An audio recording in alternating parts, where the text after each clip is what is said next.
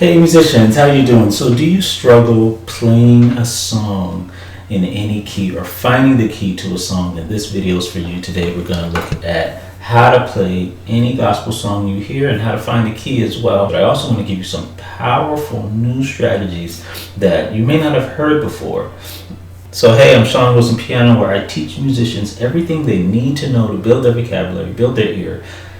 But I do it in a way that you have no missing gaps, so that you have the right foundation, and it just makes things so much easier as you progress along. So today in this video, we want to find the key to a song, and we want to be able to play the song, any song we hear. But finding the key to the song is depends on where you sit. Okay, it depends on if you know your scales or not, because the method that somebody's going to use that knows their scales is different than if they do not know their scales. So we have to address both. Okay, so let's talk about if someone knows their scales. So in the comments, what I want you to do is let me know if you know all of your scales in every key. Go ahead and let me know now. Go ahead and just comment in the video, yes, I know my scales, or you can say I'm working on them. But do you know all of your major scales in every key? Okay, so if you know your major scales in every key, and in addition, if you know your major triads in every key, and you know how those sound, then the way that you find a key to a song is different than someone who does not know those things. So this is why this situation is a nuanced situation depending on what level you're at. Okay, so and I have a video, by the way, that discusses this in terms of what you need to know as a beginner so that you don't have any gaps. But if you know those things, your scales and your triads in every key, the way that you find keys is going to be different than the person who doesn't know these things. So let's look at an example. I'm going to come over to the computer, okay, and let's look at a cappella hymns. Well, I want hymns. All right, so I'm going to get one I haven't heard, but I need to know the song, obviously. Let me see here. It Is Well With My Soul. Okay?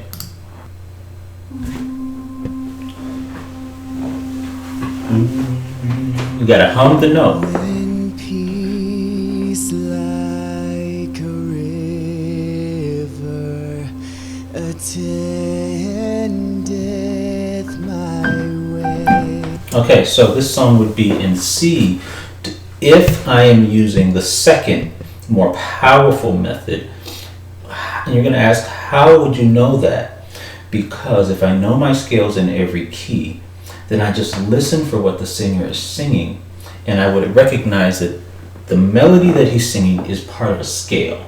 So, da, da, da, da, right? Da, da, da, da, da. So all these notes form a scale. And so in my head, I have to rearrange those notes and see what scale uses all these notes. It's going to be either F or C, right? Because every other scale, right? If we've memorized a scale, then I know that the only scales that could work with this is F or C. But B flat, I don't feel like B flat was in that scale based on what he sung. And so that's why I said it's in the key of C, simply because the scale of C would use all those notes. Okay, so it's not that I'm listening for a tonic necessarily, I'm listening for the scale. Now this is a good point to bring up in terms of the difference between the key and a tonic, because a lot of people get confused with this. A key of a song is not one note. Okay, a key is a collection of notes. Okay, so we are listening for a collection. So when you're at the level of having memorized your scales and having memorized your triads, you're listening for a collection of notes. You're not necessarily listening for one note. And so we have to train our ear to listen for a group, a pattern, instead of listening for one note. Now, if you have not yet memorized your scales and you don't know your scales, then you're listening for one note. You're not listening for the key now. You're listening for the tonic. And the tonic is one note. And now that's a different process, okay? So now let me listen to try to see for the tonic, because let's say I don't know my scales. They say I'm just starting out, okay? So how do I find the tonic note? when peace. So even though he's starting on da, that's not necessarily my tonic. The thing that makes this song easy is that it seems like the acapella, the voices in the background are going. So they're literally giving you your tonic right there, because the tonic is the resting note. That's the note. That's the foundation note. We call it our one. It's the note that the scale starts on. Right. So it starts from here, and then it gives us our key. Right.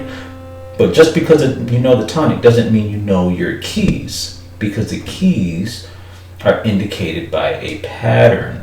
Okay, and so we're going to talk about that soon, but I'm going to do another tonic. I want to try to find another song. I think I want to do Star Spangled Banner. I want to do, because that one people sing in different keys. So let's try that. Yeah, this one is good. Let's try this one. Oh, say, can you see? Okay, so da, da, da. So let's find that note. Da, da, okay. By the dawn's early light. Okay, so da, da, okay, so this song would be using the advanced, more powerful method. I'm going to know automatically that the song is in the key of C. Okay, why? Because I started on oh say, that's a C chord. Okay, my ear recognizes the pattern, it recognizes the triad, it recognizes the family of chords. In this song, someone's going to say, well, how do you know it's not in G? Because they're going.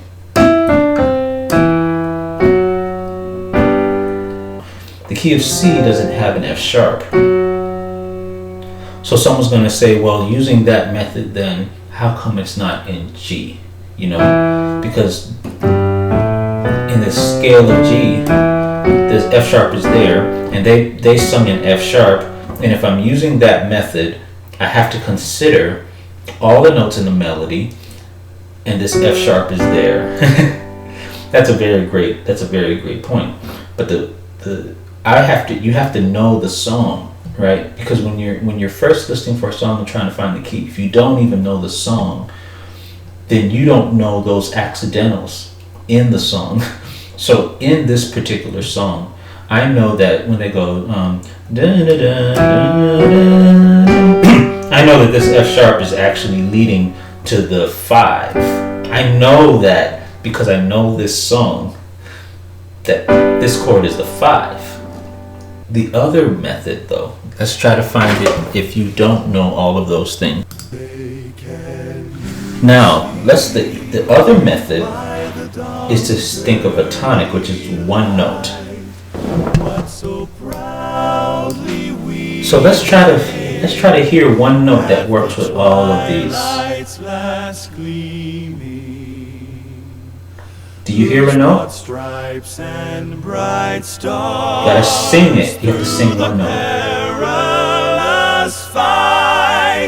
O'er the ramparts we watched were so gallantly streaming. Because see, they keep resting. The song is changing a lot. It seems like it's changing a lot, but what's happening is every time they're coming to a rest in the song, you know, you hear that? That's giving us our tonic, because a tonic represents a state of rest, and it's going to be the home plate, as it were. So basically, it's always going to be our 1, okay? And so this would help us with the key. This is in the key of C. So did you see the 2 ways I did it? One was listening for the family of chords. The other one is just listening for one note. Let's try another one.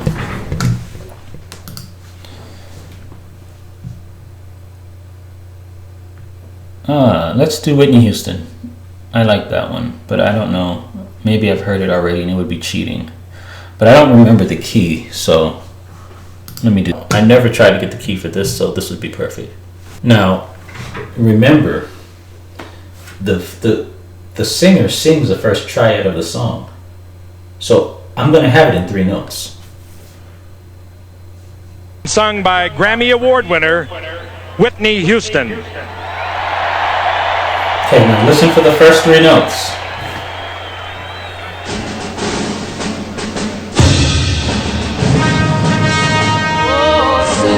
Stop. We should have our key.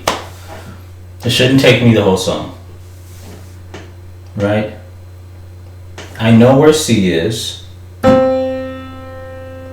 Relative pitch tells me that a third away from that would be E flat.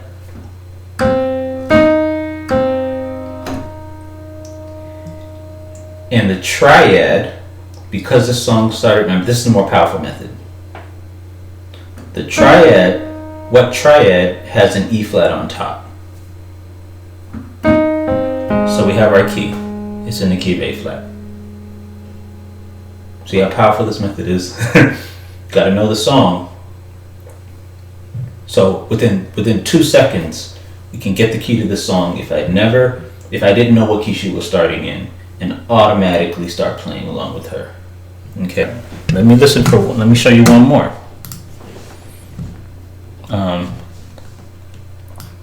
Acapella song. Let's do a gospel song.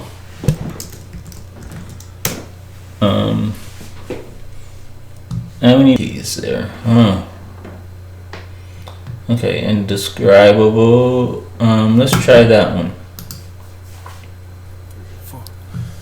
Ooh, nice. Nice. Ooh, a lot going on. This is something that someone could ask, what key is this in, Sean?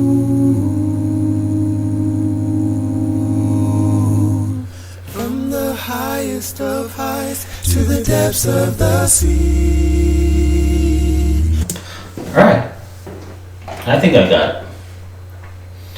Because I'm listening for the family of notes on that more powerful method. But I'm gonna allow myself one note test. I'm gonna give myself one note test. And if that one note is off, then I'm gonna know to go down or up. Okay? So let me get that volume again. Check this out. From the highest of high. I think that's enough. So it's either this. I think I got it. Now, in the more powerful method, I was listening for the family of chords that they were doing, right? So check this out.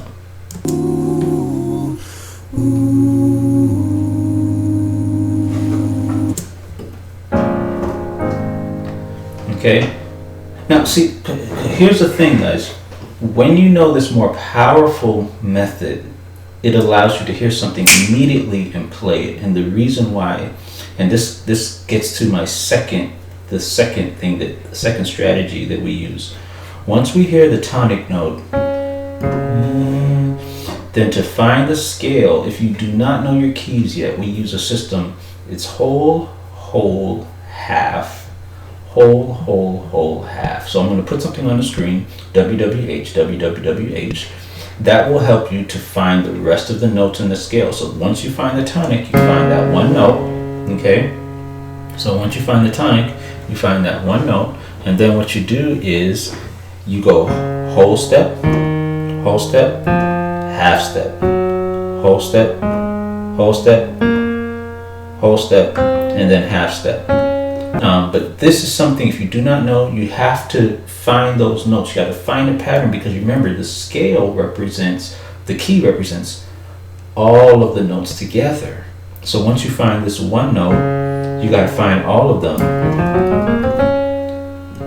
And then once you find that, you have to find your triads, okay? And so, what I tell people is that you make sure that you learn your triads and memorize your triads in every key, because your triads will explain your functions as well. Because the first chord is major, the second chord is minor, the third chord is minor, the fourth is major, the fifth is major, the sixth is minor, the seventh is diminished, and then you go back to your original. So this is something that if you're trying to play by ear, you cannot skip this process. This is something you just have to learn, and once you learn that, and you learn all of those chords and you memorize them, then that's what you're listening for the key. Do you understand what I'm saying? You're listening for the triads and their inversions. And so that's what I heard when I was playing this.